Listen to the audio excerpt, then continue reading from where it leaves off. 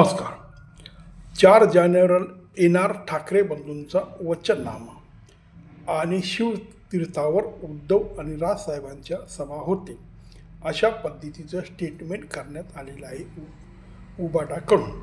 तेव्हा मित्रहो, हा जो वचननामा आहे, हा पूर्वी याला जाहीरनामा म्हणत आणि काय काय कामं करायची आहेत पुढच्या 5 वर्षात याचा एक रोडमॅप कुठलाही पक्ष समाजाला दाखवत असे. आता सगळेच पक्ष हे रोडमॅप दाखवतात, सगळेच पक्ष जाहीरनामा प्रसिद्ध करतात.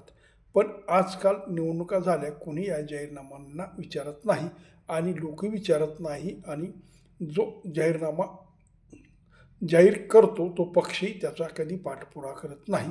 थातूर मातूर 1-2 कामं केली जातात, ते बी मागच्या जाहीरनाम्यामधले बऱ्याचशा गोष्टी पुढच्या जाहीरनाम्यात येतात आणि हेही विसरतात आणि लोकही विसरतात. खरं तर जाहीरनामा हे एक प्रकारे स्टंट आहे. हा एक प्रकारे लोकांना मूर्ख बनवायचा प्रकार आहे. कारण ह्या जाहीरनाम्यात एवढे आश्वासन दिले जातात की ते 10 पिढ्या बी सत्तेवर राहिले तरी पूर्ण होणार नाहीत.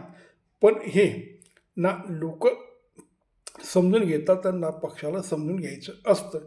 तात्पुरतं लोकांना बोलवायचा हा कार्यक्रम असतो आणि मग निवडणूकमध्ये कसं आपण विजयी व्हायचं यासाठी हा सगळा आटापिटा असतो. तेव्हा या जाहीरनाम्याला काय अर्थ नाही. तो मग कुठल्याही पक्षाचा का असेना, शिवसेनेचा असो, नाही तर BJPचा असो, नाही तर काँग्रेसचा असो, सगळे घोडे 12% असा सगळा प्रकार आहे. नमस्कार.